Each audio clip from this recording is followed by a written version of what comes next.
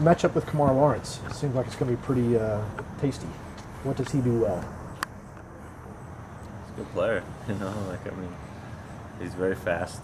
I think that's probably one of the biggest things there. It's going to be tough for me or for anybody on the right side to get in behind him. Obviously defends well, and you got to be careful of the speed going the other way as well. So it's going to be fun, it's kind of what you want. You want a good matchup on your side, and I'll try and get the better of him. There have been a lot of words written about you in the past 2 weeks. I was curious how much of them you read, and how does it make you feel? I read all of them, just because I want to know what's going on too, I don't really know how it makes me feel because I'm doing the interviews as well, so I kind of know what the story's about and what is coming. But it just, I think it's more of a tribute to kind of what I've done on the field, and that the interest from the media comes, increasingly more. It's just, a matter of the product on the field. Yesterday Chris Armas actually mentioned you as a player to watch.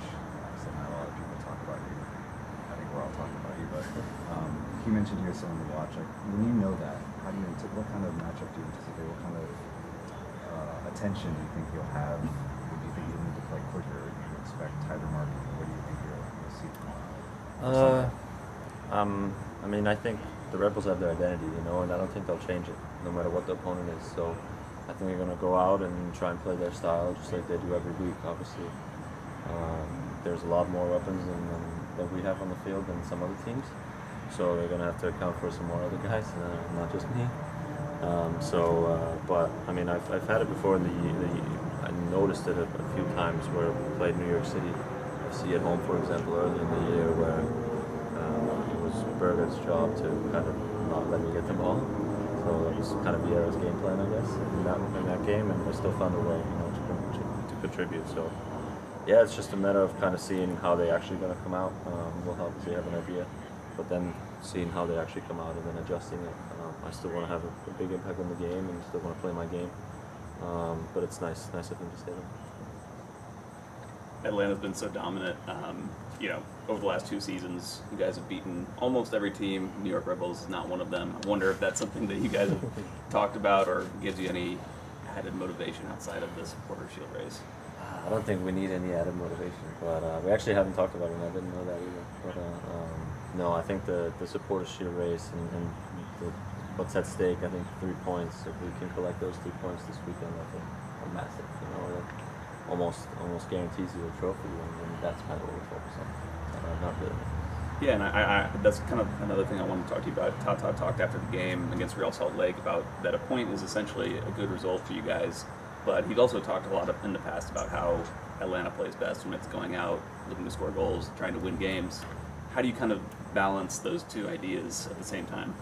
It's a lot of game management. I don't think we need to be worried about tying or losing the game in the first 5-10 minutes. We're still going to go out and play our style, like you said. We still want to win the game. But obviously, we're going to be aware of it once it comes down the stretch when we're tired and we're like, all right, do I really need to bomb on here, or is it, can I just be a little more conservative and actually try and think a little more defensively? So just got to see how the game goes, and it's nothing, like I said, nothing we'll worry about in the first half. I think it's more of a game situation, more of a game management situation that we'll have to deal with at however the game goes. Julian, yesterday, speaking about Kamar Lawrence, one of his quotes that came out of training was, and I'm kind of paraphrasing, but it was something like, Atlanta, like, bring everything you got, we're ready, bring it to New York. I tweeted it so I could read it accurately. But what do you think about that? It's just a big game. I think it just sounds like the vibe. They're ready for you guys too, and they know that they're good. They know you guys are good. So I think fun banter, right? Exactly. I think it's gonna be a good matchup, and they know that, we know that, and we'll be sure we're playing our best game. It seems like they're trying to put the pressure back on y'all with those kind of quotes. Yeah, but that's not the reality, I think the reality is that they have to win the game in order to kind of make it really tight again.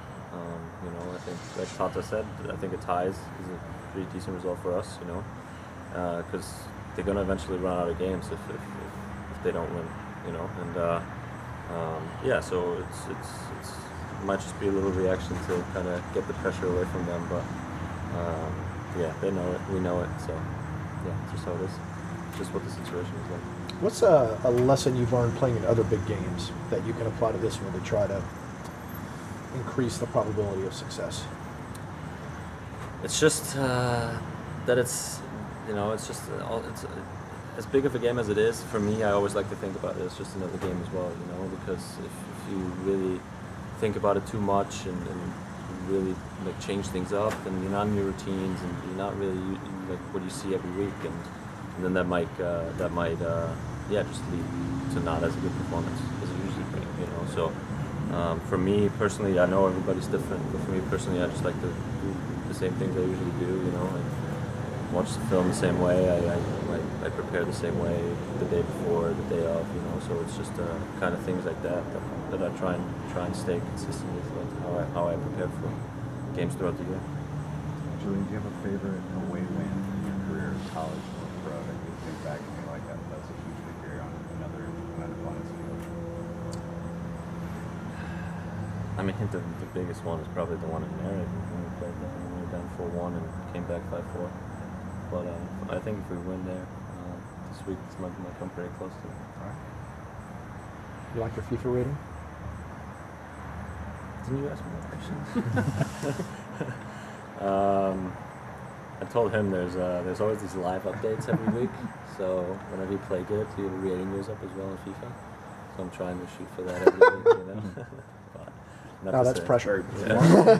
One more way to stay consistent, right? That's right. Yeah, that's right. So we'll see. We'll get adjusted throughout the years as I continue my career. Just say that. We saw you at Eastlake at the Tour Championship. What was that like for you? Were you there on Sunday or Saturday? I was there Sunday. Yeah, what was that experience like? And I saw you cheering. Was that for Tiger? And just what was that whole experience like for you as a sports spectator? Yeah, I'm a big golf fan, so I was excited for that day, but we had to get the game out of the way first on Saturday. But yeah, it was a good experience. I liked it a lot, and it's my first time seeing Tiger live. It was for Tiger when I cheered. I think that was the birdie on 13. I was basically just to kind of get the win. So it was, it was just a cool experience, a lot of fun. A lot of the other guys were out there too. I was just fortunate enough to get to go inside the ropes with him a couple holes and kind of follow him around. But yeah, I mean, to have him come out of here and win is a pretty cool thing. What happened, I think, one of the biggest sports moments I think this year. All right, thanks guys.